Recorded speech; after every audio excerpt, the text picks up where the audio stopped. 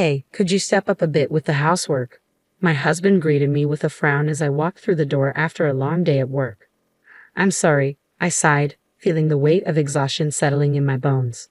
I've been swamped lately. I promise it's just a phase. Bear with me a little longer.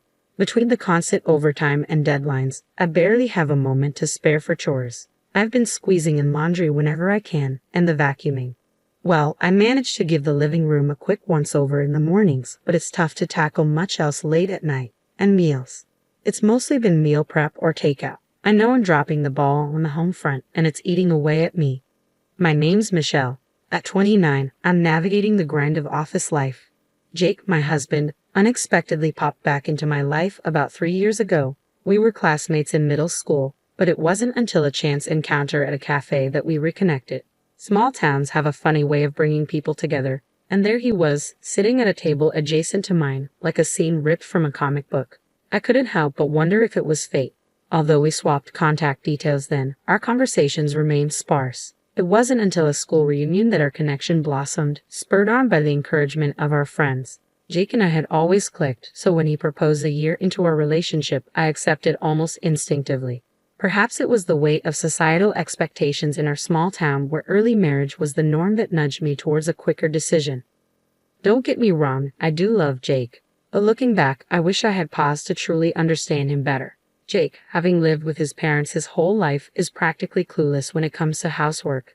Having lived independently before, I have my own routines and preferences, so I find myself preferring to tackle chores alone rather than dealing with half-hearted attempts at assistance. I'd assigned Jake the simple tasks of taking out the trash and cleaning the bathroom, while I handle the rest.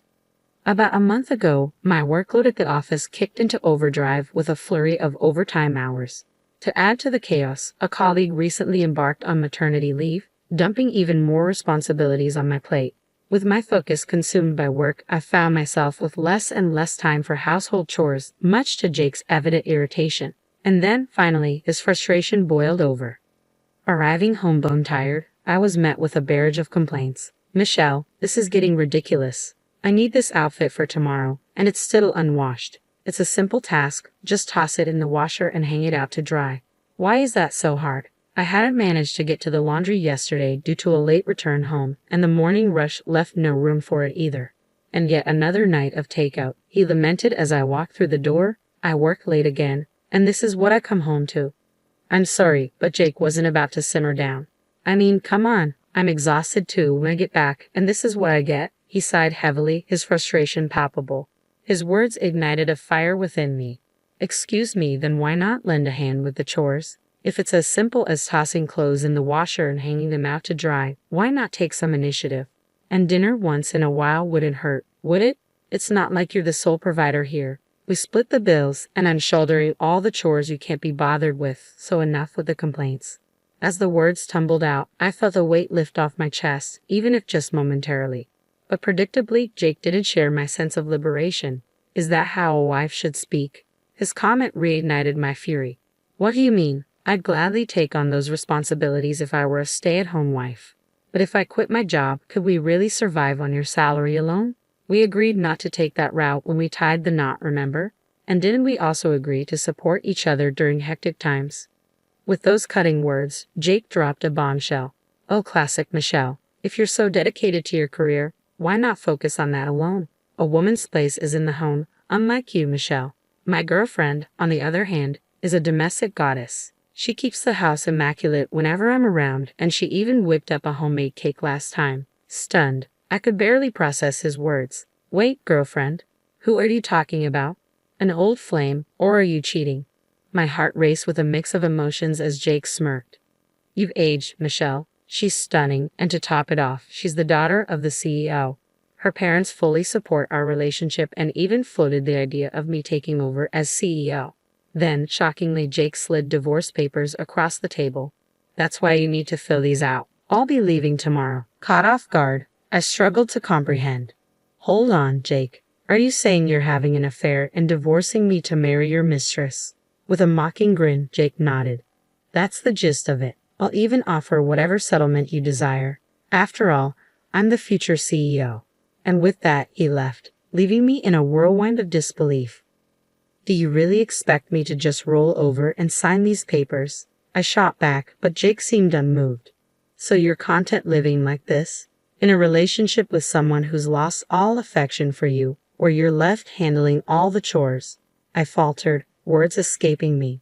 As much as I hated to admit it, he had a point. Our loveless partnership was nothing but a source of constant tension.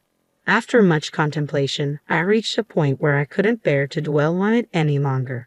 My response came out stoically, fine, but I'll initiate the divorce proceedings once I've sorted out the logistics like asset division and alimony. Work's consuming all my time right now, so you'll have to be patient.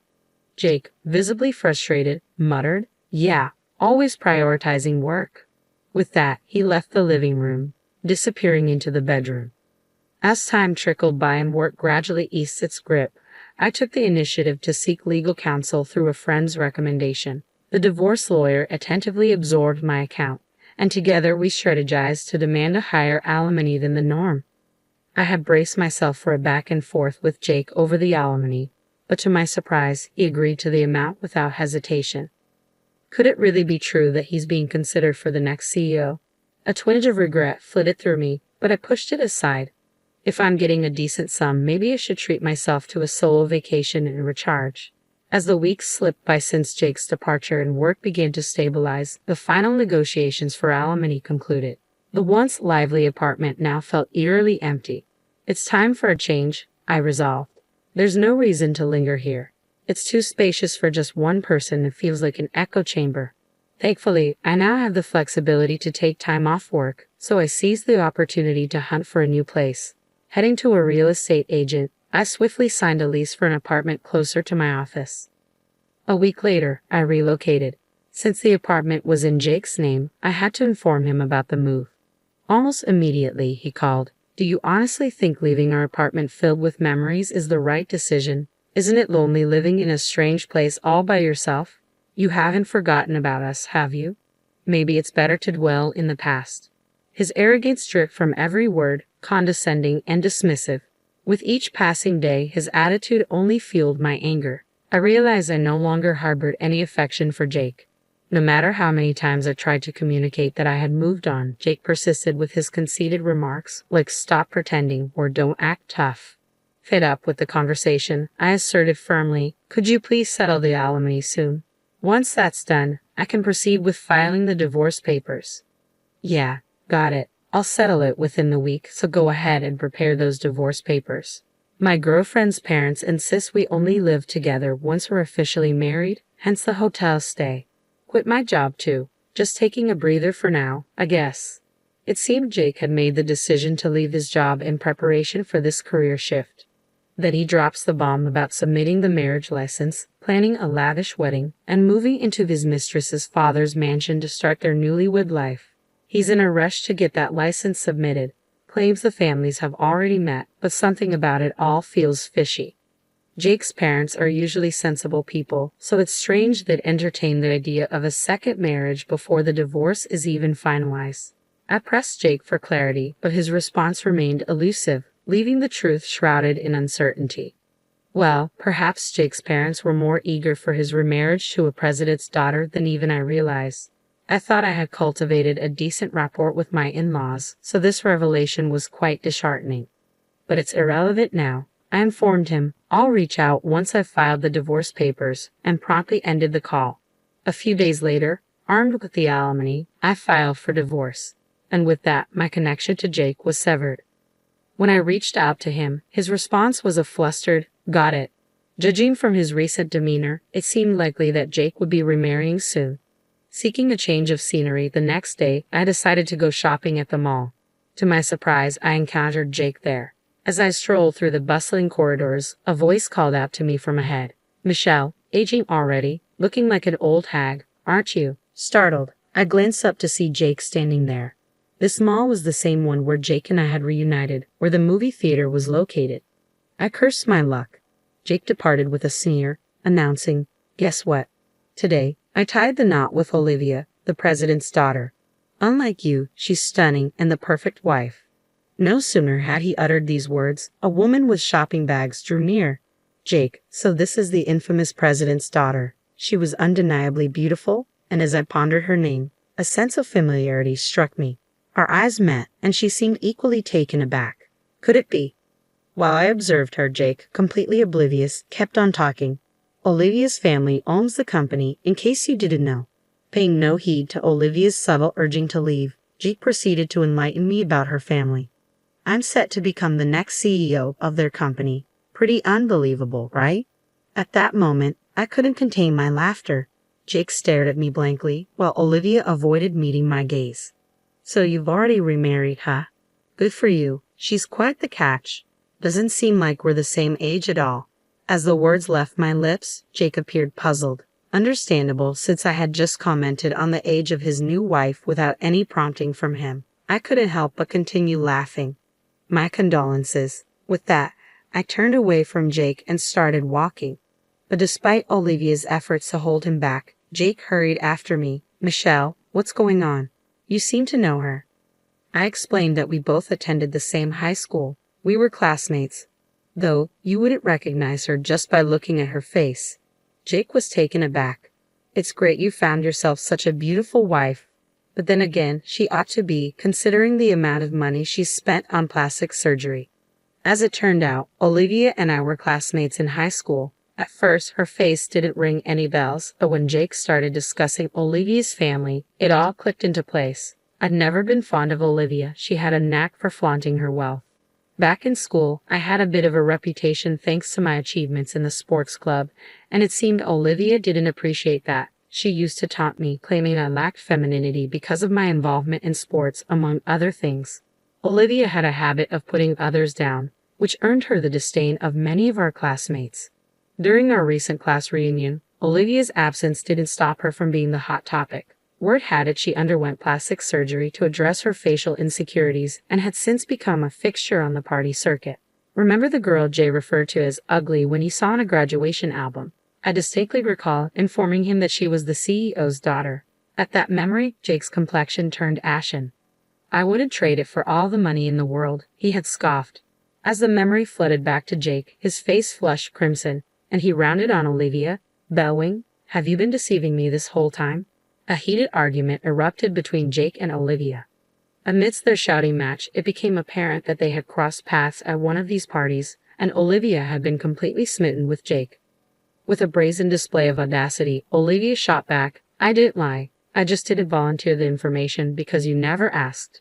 Jake seemed on the brink of exploding in fury, but Olivia cut him off. "I've been patiently waiting for you to end things with Michelle, your current girlfriend. Besides, it's not exactly subtle that I'll eventually join my father's company. I could even reside in a luxurious apartment. But none of that matters now. What's truly shocking is finding out that Michelle is your girlfriend. Small world, huh?" A sense of unease crept over me. "Hold on, does Olivia not realize you're divorced?" Jake attempted to hush me, but I disclosed that I had been married to Jake and had just initiated divorce proceedings the day prior. Olivia was rendered speechless. Pressing on, I added, "In fact, I spoke with Jake's mother yesterday to inform her of the divorce. She insisted she had no knowledge of any remarriage, let alone any meeting with Olivia's parents. Initially, I had contemplated identifying Jake's mistress and seeking compensation from her. However, since Jake had agreed to a settlement higher than the market rate, I hadn't bothered pursuing his affair further, but to discover he was concealing his marital status. That's marital fraud, isn't it?" Their faces drained of color, and they exchanged tense words, but I decided it was time for me to exit the scene. A few days later, I received a message from Olivia through one of our classmates. "Please keep this between us," she pleaded, along with a sum of money she labeled as compensation for my troubles. It felt more like hush money, but truth be told, I had no intention of spreading the word. And getting paid for my silence was an unexpected perk. During our conversation, Olivia vented her frustrations about Jake. It seemed the parents Jake had presented for the meet and greet weren't actually his biological parents. They had been hired from a family rental service. I was taken aback by the existence of such a service, but it left me pondering whether Jake's intentions were genuinely directed towards Olivia, or if he was merely after the CEO position. Though Olivia was in love with Jake, it was unclear if Jake was genuinely attracted to Olivia or just enticed by her looks and status. After beginning their marital life, Olivia quickly revealed she couldn't handle any household chores. In his frustration, Jake discovered that her clean house and homemade cakes had all been the work of a housemaid.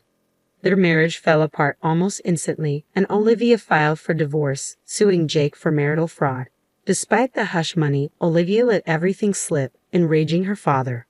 Rumor had it that Jake was struggling to remain in town. He had moved into a cheap apartment and was working tirelessly, nearing his breaking point. Desperate, he asked me to return the divorce settlement. My response was curt, "You must be joking. I have no intention of helping you. Don't contact me again." And I hung up.